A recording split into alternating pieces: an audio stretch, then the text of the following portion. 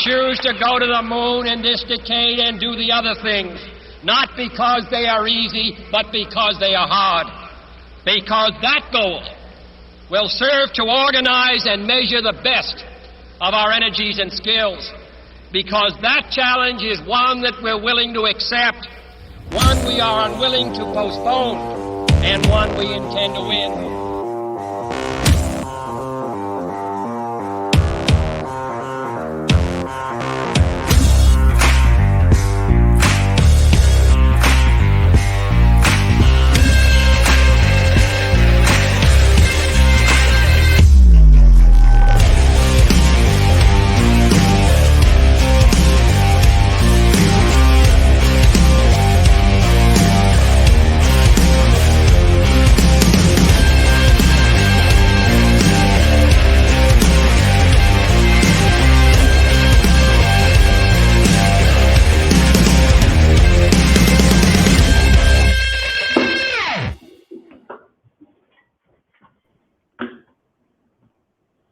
What up, dude? What up, though? What up, though? Let's go. What's My good? man, even sickly, you don't turn off. Bruh, shit. You would have saw me the past 2 days, I'm on my deathbed, bro. I got that IV drip that saved my life. I love it. It worked, huh? Oh, it worked. I woke up today like, let's go. But the other 2 days, I was like, kill me. Oh, my God. So if I'm confident shit throughout this, it is what it is.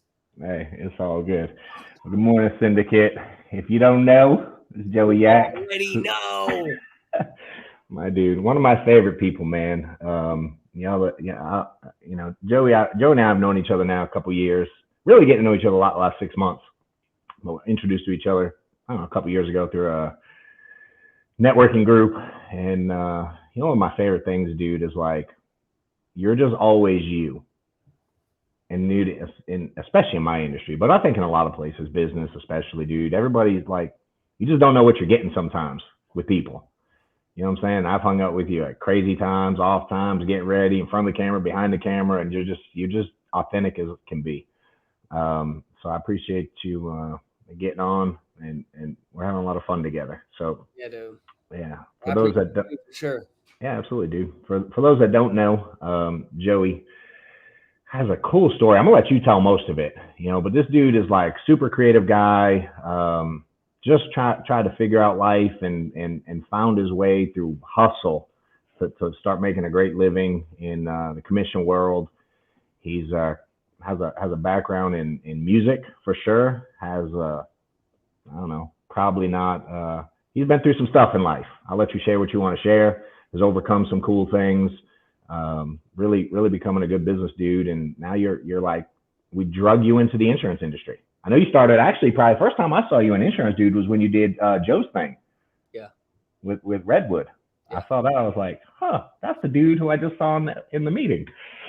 So, dude, appreciate you getting on. And, obviously here is a big, mostly insurance people, just trying to, figure out how to go out there and make a good living. And you figured out how to do that in a big way. And now you're doing it with insurance agents. So if you give, a little bit about your background, dude. I think everybody, when they're looking for success, they let their background hold them back, and they make excuses and they like, don't know that they're meant for success or big things. I think that stunts a lot of people. Yeah. Dude, what I know about you ain't never let that hold you back. I believe it happened for me and not to me. That's everything in life. And I'm a 1099 hustler, baby, and, when I thought about doing that 1099 hustler, it's like, that's what we all are, on a mission for commission. We eat what we hunt. But little background story on me. Before I even say it, I want everyone to know that if you're thinking that way about your story, you're wrong, because our story, our background, that's our number one asset. People feel energy. People feel the real you, right? And that's why me and you connected so much, because like you just said, damn, this dude is him at all times, right?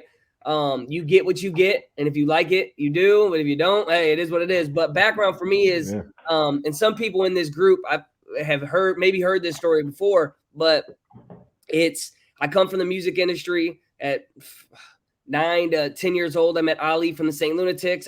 And that's Nelly's group, freestyled for him. He said, "Kid, you're a star." Well, my dad got addicted to drugs. They blew up, and like my whole life got turned upside down, but music was my therapy. So I started making like serious, real songs, like kind of about my dad being gone to rehab and just me being sad, like I had no male influence, no nothing.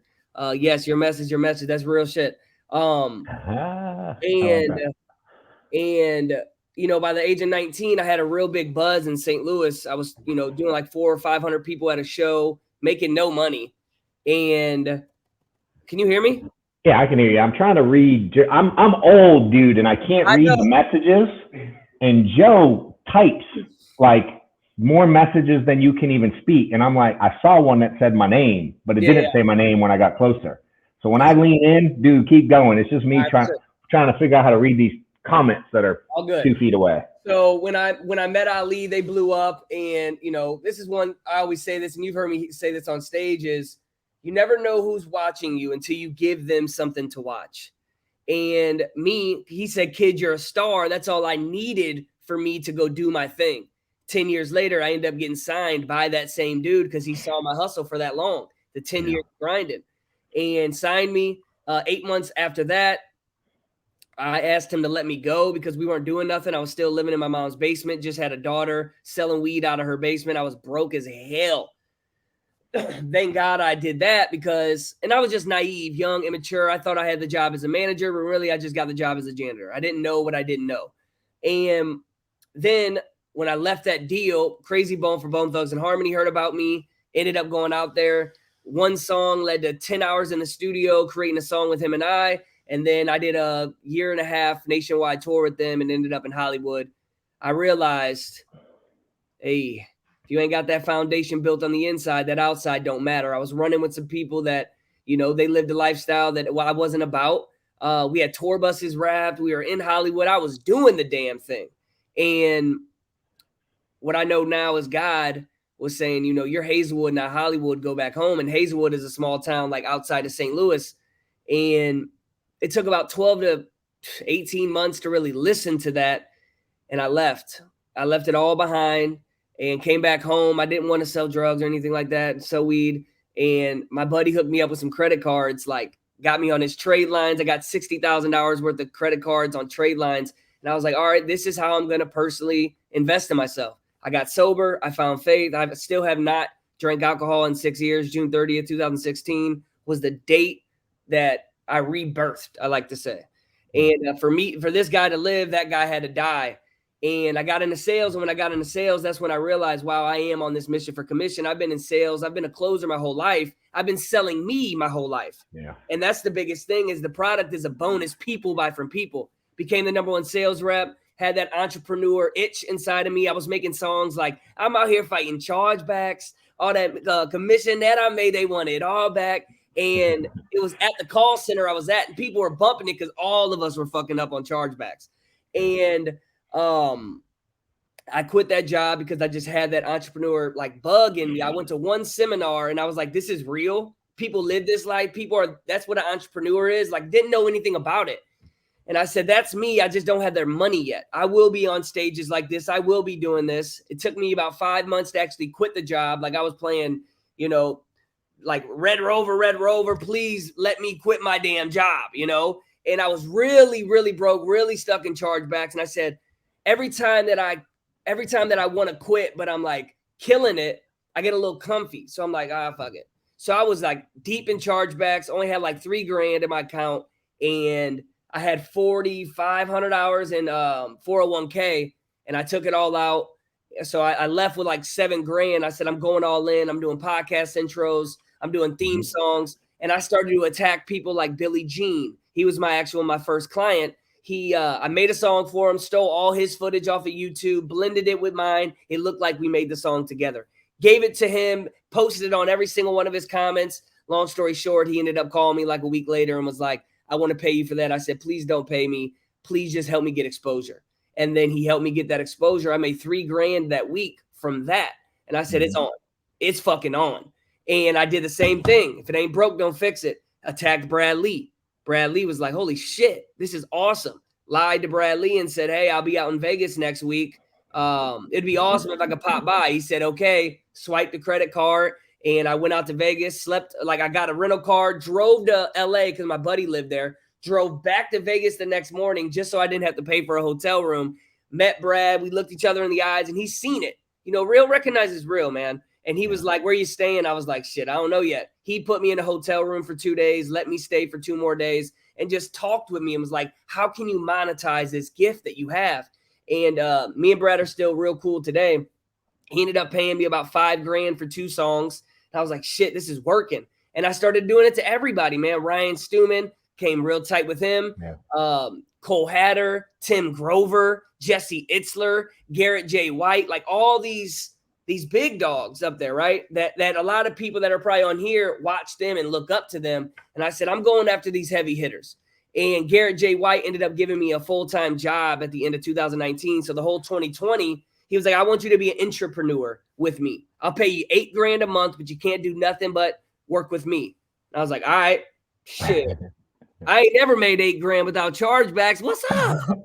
So I'm in the backyard. When I quit my job, I started my backyard in my brother's RV. We lived in his house. We rented it from him. And then I started making a little bit of money and I bought a 10 by 12 shed that I called the BB that I literally had. I wish we could show it. Ah, dude, it's so cool. Hold on. I am. Fuck it. Hold on. You got it? Hell yeah. I transported that shit here. Ah, there it is. That's the first business office. That's the BB. And it will go everywhere I go. It takes like 700 hours to move it. I was like, I don't care. I started this bitch in there. So I called it the BB Backyard Business. And I would make these funny videos and stuff of what up, y'all? I'm in the BB Backyard Business. And people really started to feel that. I thought they would make fun of me. But they were like I love the authentic. Garrett J. White ended up letting me go at the end of 2020. He said, you're a king. It's time for you to spread them wings. And I haven't made less than $8,000 since I jumped. But now it transformed into big productions, big ads, not just theme songs, not just podcast intros. Now we're doing some big stuff for some big entrepreneurs. And the cool thing is, what I realized, man, is my content gets me in the door to do business with them, but my character ends up having me do life with them. Yeah. And that's everybody. That is everybody. Like your product will get you in the door, but you personally will get to do life with them, right? And that's what happened with Tim Grover. He just hit me up and he was like, hey, man, I would love for you to, just do these little edits here and there, but I want you to damn near be my creative director. So like we're in the works with that right now, which is huge. And we're just killing it, dude. Like, and now I started these video agencies where we rent commercials to people.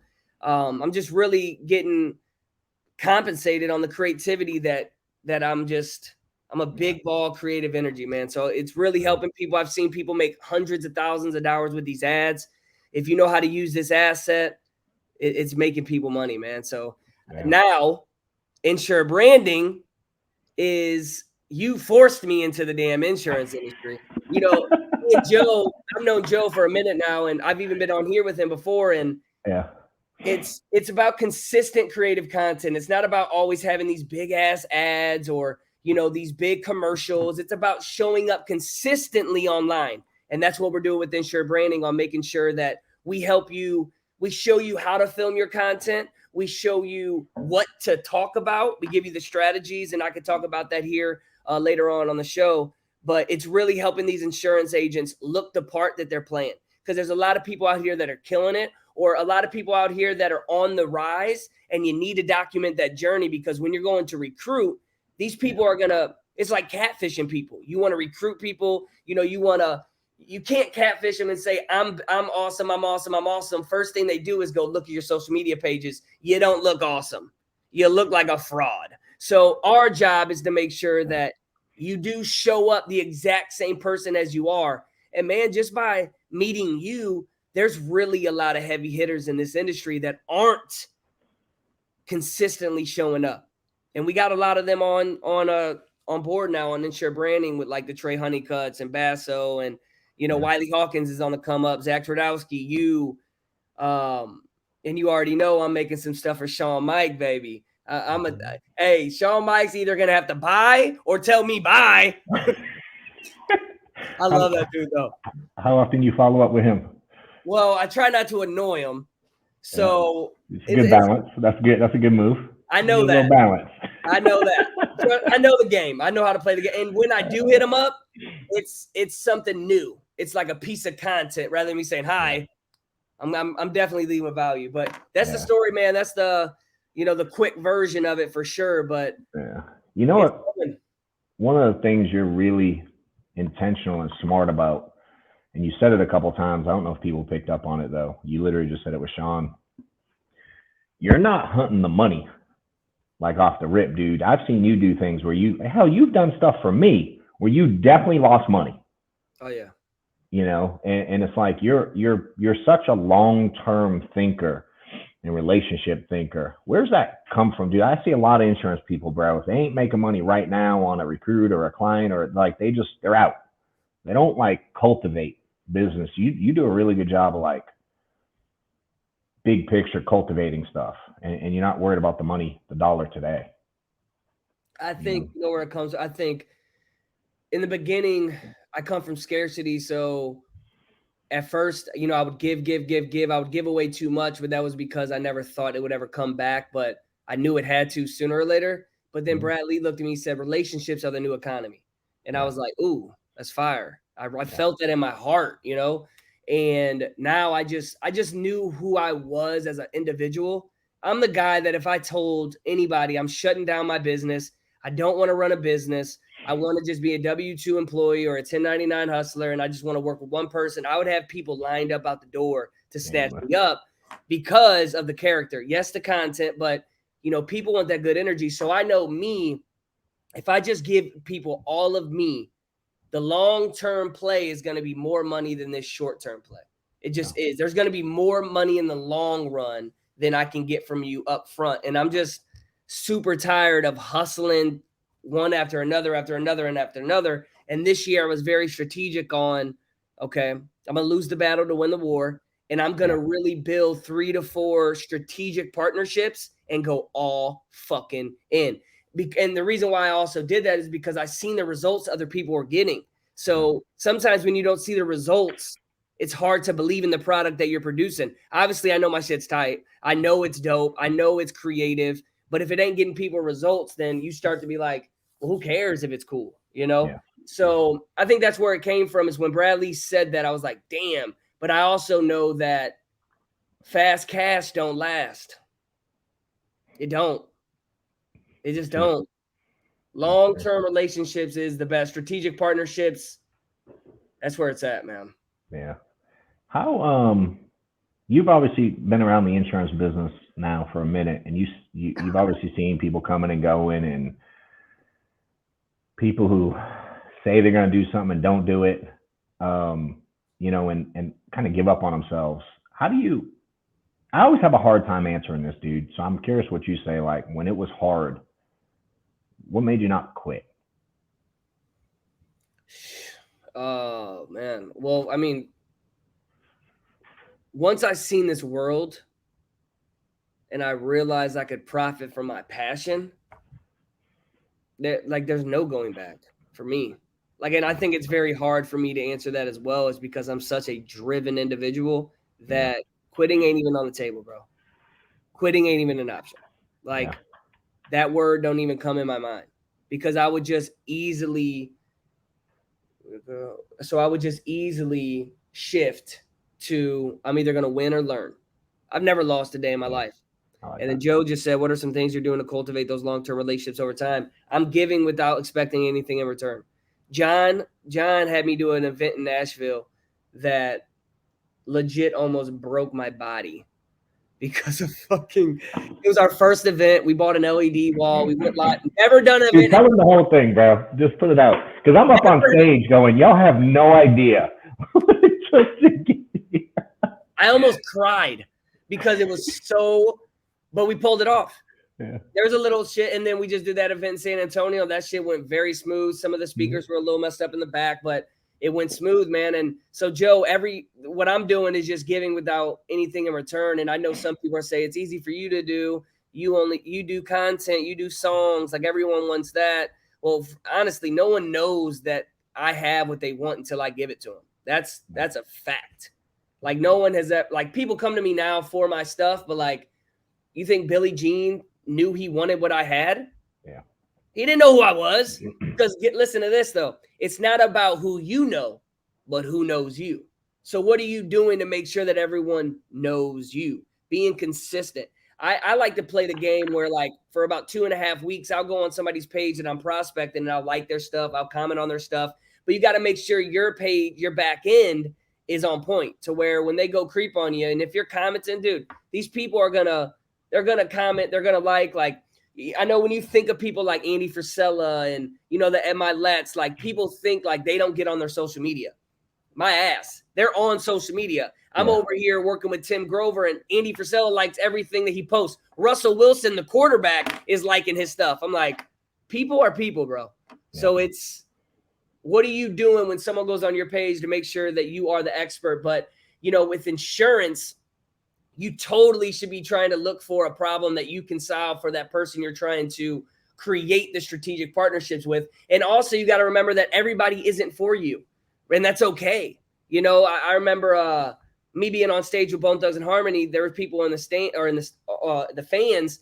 They were like, "Hey, man, you did a great job, but I'm way better than you." And I was like, "Okay." But I'm on stage because it's not about who's the best, it's who can get the most attention. And I knew how to get Bone Thugs and Harmony's attention to go on tour with them, to end up in Hollywood. So it's the same thing, and I realized that wasn't my demographic when I was performing. Like I had to overperform to even get acknowledged. And it's hard as hell to do that. So it's like, even for you guys too, how I can blend that with you is, don't oversell someone that's not supposed to be your client or your partner anyways, right? Mm-hmm. Like, somebody from the hood probably isn't listening to fucking Tim McGraw, right? And Tim McGraw is not trying to go in the hood. So think about that, your demographic with the strategic partnerships as well. What's funny, dude, is I was talking to Chris, my recruiter, upstairs yesterday, and I'm trying to get him, obviously building this thing, I did all the recruiting. So hiring a staff to do recruiting has been a legit struggle for me. Trying to teach someone to do what I did without doing what I did. It's a straight up struggle. So I'm working with them daily, and I was like, we have a crew between Zach and I that do a lot of recruiting, onboarding, stuff like that. And I was like, with the team, do you know what the biggest difference is between when I was recruiting and when they're recruiting? Is and this will relate to what you just said. Most people, and this relates to most insurance agents. I mean, I talk to so many agents now. My staff and most agents, the reason they don't grow the way they expect to is when they're on a phone call with someone, and this could relate to clients too, I'm sure, the concept is on the call, they're trying to hire or recruit someone. Okay. I said to Chris, I said, dude, when I was on the phone, do you know what I was trying to do? He was like, he came up with something, sell them, get them excited, whatever his general answer was. I was like, nah, dude, I was trying my best to get off the phone fast. I was looking for a reason to get off the phone. I was looking for a reason why it didn't work. So I could exit the relationship and move on and find someone that's my client. You know what I mean? That fits what I'm looking for. And it's very similar to what you say. That works in all aspects of life for sure. And I think so many of us in the insurance space, we try so hard to get everyone we talk to convince them to work here and convince them it's the right thing. I'm like, nah, dude, I'm trying to find a reason now why it ain't a fit, so I ain't got to waste 3 months. You know what, too, bro, is like I tell people, that's a good point that you just said, that is, when I'm talking to people onboarding on Insure Branding, I ask them their story, right? Mm-hmm. And, one girl was saying like she came from this like bartender scene and, hustling as a waitress and stuff like that. And I said, all right, that's your demographic. She was like, what do you mean? I said, what if I told you that, and you get to choose to believe this, everything is a choice, everything is a decision. Imagine you say, holy shit, I had to be a bartender, a waitress for these amount of years because it was preparation to the true promise. Because that's what I believe. I thought I was supposed to be Justin Bieber. I thought I was supposed to be the sales rep, right? And now all I did was blend in. I feel you, Joe. That's dope. It's blend in what my past was and prepare it for the platform. So all these insurance agents in here, it's like, what is your past story? Yeah. And if you're somebody that played college sports, or, you know, somebody that worked at a car dealership or whatever it is, in your mind, you should be like, ooh, my demographic might be what I used to be because it's working for me and now I can give to them. And that doesn't have to be it. And I'm no insurance agent. I just know that should be, if you're stuck, I would say shift that way, because people are going to relate to you, because they're going to ask, like, how do you know how I feel? Why was you? Yeah.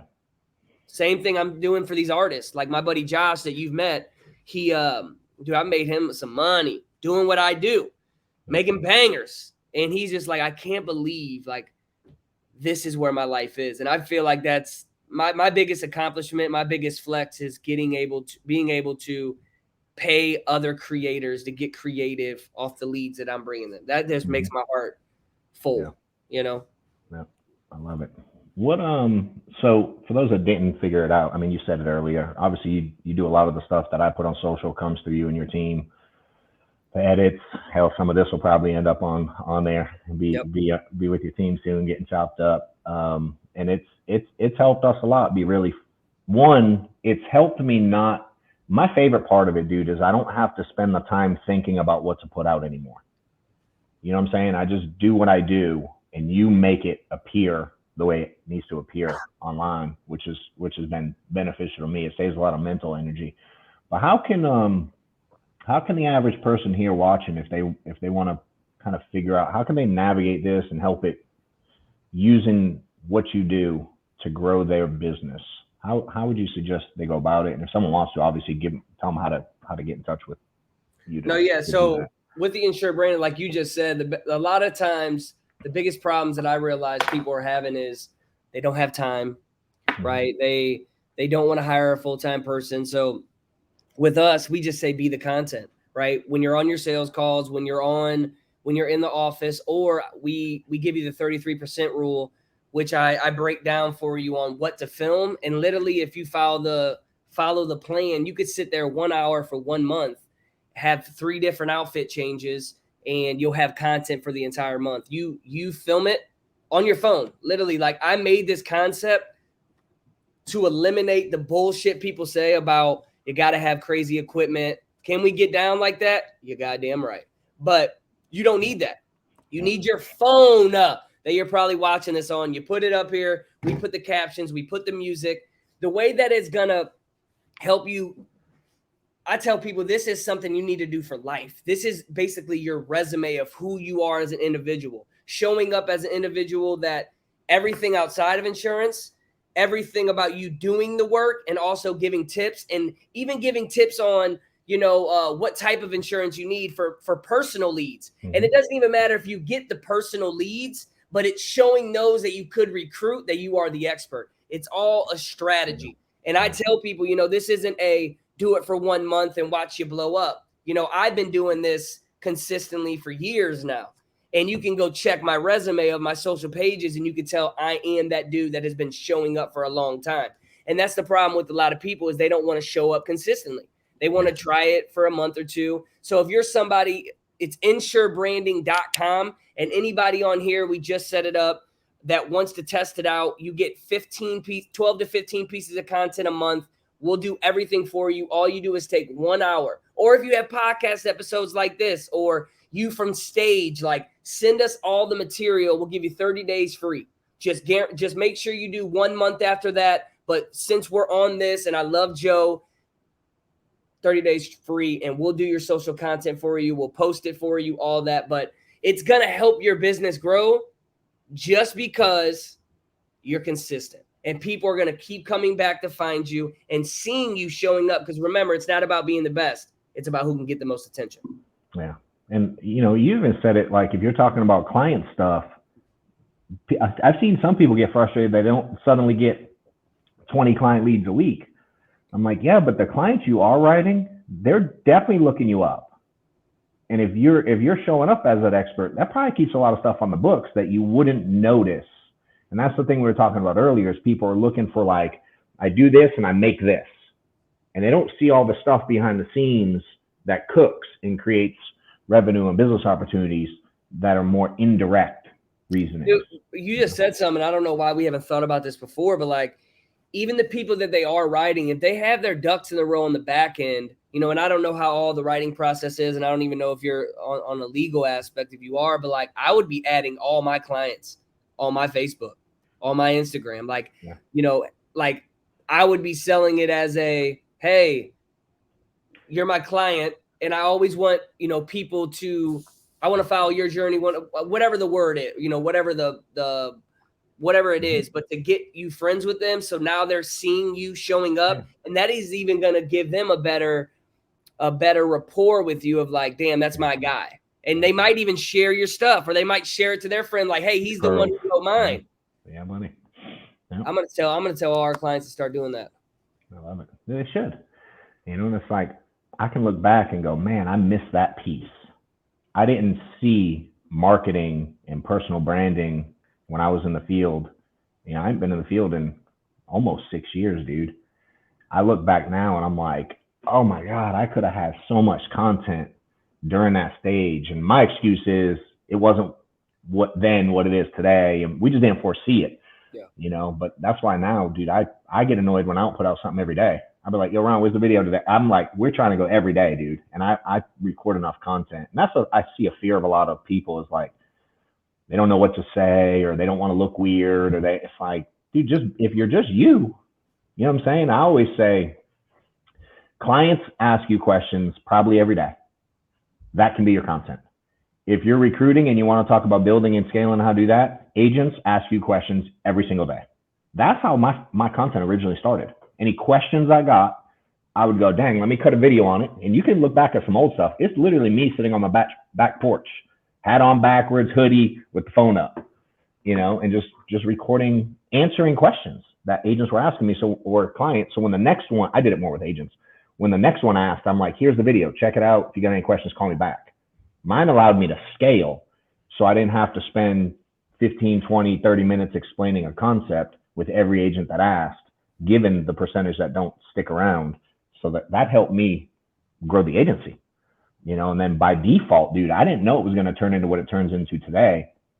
That everywhere I go now, someone's like, dude, this video you made in 2016 helped me sell X amount of policies this year. I didn't see any of that. It was literally so I could have my time back, you know, and because I couldn't spend enough time on calls with agents.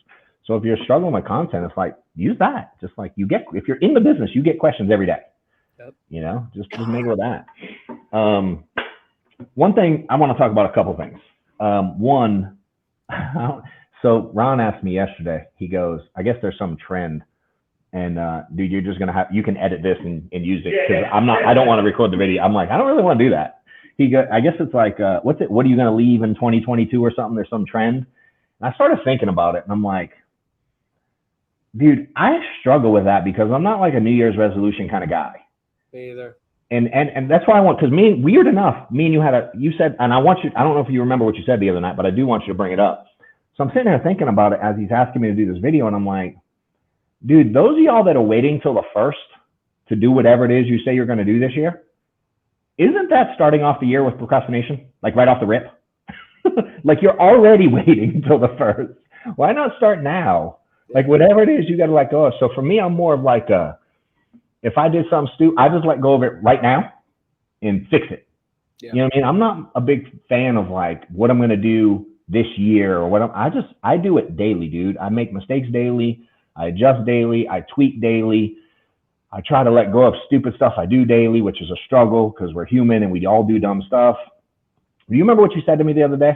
Yeah, I said, I don't even remember the context of how it came up, but I liked your answer. It was something about New Year's or resolutions or something. I said something like, hey, man, like 2023 is about to be insane with the moves we're making and that I'm making. And I said, but I hate saying that because I said, let's say they playing checkers. I'm playing chess or checkmate. 2023, that ain't my year. It's my motherfucking decade or some shit like that. Yeah. So I'm thinking like long term, but I feel you on that, man. Like when I quit drinking, I tried many times before that, but it was that day that like this click. Same with Adderall, click. And it's now I know, now I know my impulses, right? On like, or my instincts when it's done, it's done. And just like you said, bounce back a little bit. I fall, I slip up with some food but not alcohol. I'll never slip up with that. But I feel you, dude. The whole New Year's resolution thing just ain't for me. Like I'm on a journey and I'm trying to live a lifestyle that really time doesn't matter. A calendar doesn't matter. Yeah. Like time isn't even real to me. A calendar isn't even real to me. I'm just focusing on, I'm 30 years young, but I tell people like age don't even matter to me no more. Like I'm going to be doing what I'm doing at 60 years old, probably. Yeah. Straight up. We'll see. I'll probably be balling out of control by then, so I won't have to do what I'm doing, but we'll see. Definitely will be, dude. It was a lot of good stuff. I was talking to Joe about some of it last night. We were chopping it up, and I'm like, dude. I looked at Joe at San Antonio. I said, hey, man, thank you for letting me host that event with John. He was like, bruh, you ran with that shit. Mm-hmm. I said, I know, dude. Yeah, it's been fun. I want you to talk about you know what I'm the most excited about, dude? Just all the things we talk about. We go back and forth. I was telling Joe about it last night. I'm like, this 1099 hustler, it's gonna be fun. It is. What's it mean to you? And I'm excited to help you promote it and do whatever piece I can with it because I love the concept. We're doing some cool things, but I think you said it for the first time a few years ago on one of your bangers, didn't you? This has been on your heart for a minute. What's it? Why? Like, talk about it. I bought the domain 1099 Hustler a year or two ago. So I just been sitting on it, but it's literally for sales reps, for people that are on a mission for commission, that eat what they hunt, that don't have a W-2 salary, right? They are someone that wakes up every day and by any means they have to go get it or they will not eat, right? So I realized like from all these events that I've done and just, talking with people like you, like the people that are on a 1099 grind, they're a different human being. They are.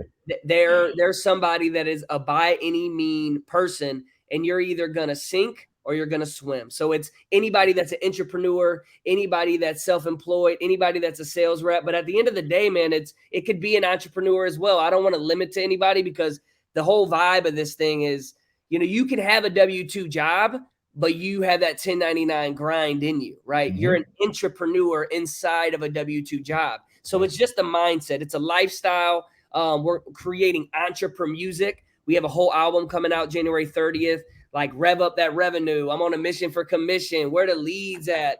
I ain't going back being broke. Like all stuff that we can really vibe to because music is the sound of a feeling. So when you're headed to the office, when you're in the gym, before a sales call, at an event, you're going to bump entrepreneur music and not trap music talking about selling drugs and shit. We're going to talk about closing these leads down and having a pipeline. Hey, he got it, baby. Let's go. I got the hoodie. Dude, this thing is bro, this ain't one of them cheap ones. No. You get that gear and it's like, it feels like you're putting on a cardboard box. Bro, it's so fluffy on the inside. I don't even have a shirt under this. It's that Bella stuff, whatever it's called. What's it called? What's the name of it? What's the name of that?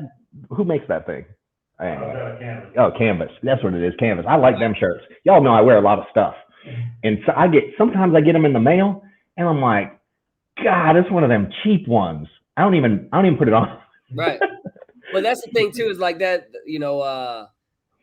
the people wear stuff that feels good on them. Right. But this has been on my heart, man. And what's really been on my heart is the whole entrepreneur music thing. I just didn't have really anybody to do it with. And, that's why a lot of the people watching this, you said it at the event in San Antonio, like you're really one relationship away from something massive, man. Legit. Like you are. And you were one of my relationships that really opened up me to a whole new industry, but also just that, man, relationships are everything, man. Like for real. I look at you like a big brother now, right? It's like you guys just don't realize who is out here. And if you continue to show up, like I said earlier, nobody is watching until you give them something to watch. Right. And if you don't remember what John said was, we met 2 years ago, right? But me continuing to show up, he's seen some stuff. Then we met in person. It was a wrap.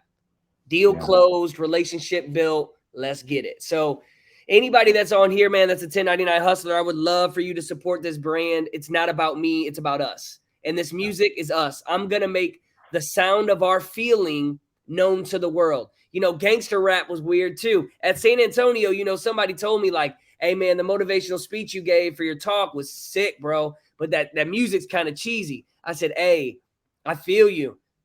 So was country pop at first. Yeah, it was. It was gangster rap music at first. I said, it's cheesy because you're not familiar to it. Yeah. So I shook his hand. I said, thank you for your feedback. You will be bumping this shit in your speakers a year from now. Mm-hmm.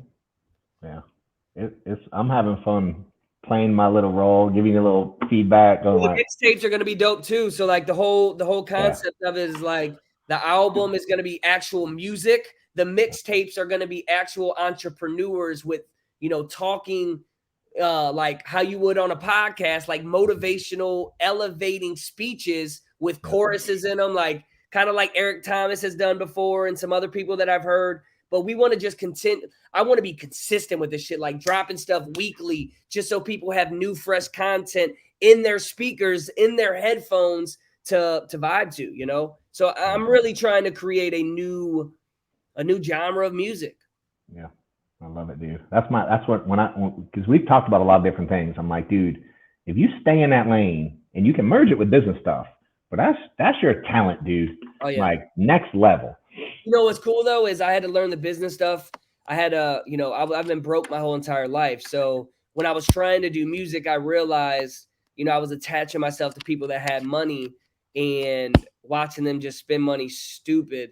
And I realized that if I really want to do anything in my life, I can't rely on anybody else. And I need to learn this game. I need to learn business.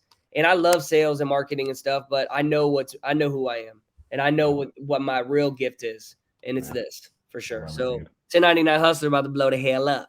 Yeah, it is. I was talking to Joe about it last time. I'm like, yo, you're a Facebook monster. What do we do here? You know? And someone posted, you can buy the stuff at the website. He's got a store out there to get whatever you want. And I'm sure there'll be plenty more. Everybody's going to see. I don't know if there's any. I assume if there was like an amazing question, you'd have put it up. Obviously, Joe's is there. Anything you want to wrap with, dude? Any message you want to leave? Anything we didn't touch on? And hey, one thing I want to say too, because I didn't say this. And you've given some, but I always want to give, again, people something they can implement right now and improve their business.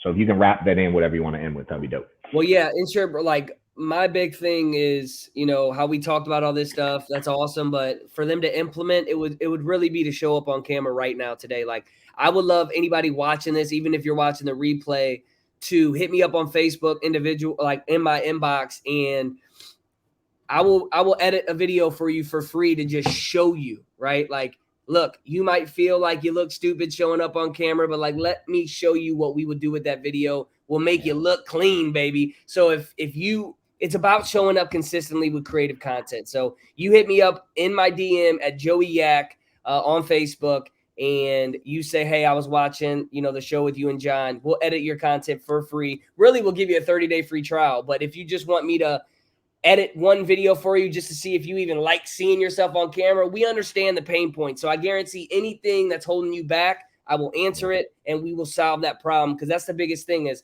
your pain points, my solutions, and we'll make sure that you show up consistently. Yeah, I think someone out there, I think a bunch of them should, I'm going to share it. Hold on. Let me get a picture? Yeah, I got a few. I think some of y'all should go post some stuff on social. Send them what you want. All good. But I'm going to challenge some of y'all. I think some of y'all should post something on social looking messy, whatever the background is. It don't matter. Blurry. It don't. Post stuff and tag me and Joey today. I want to see who has the balls to do it. Yeah, let's do that for sure. Yeah.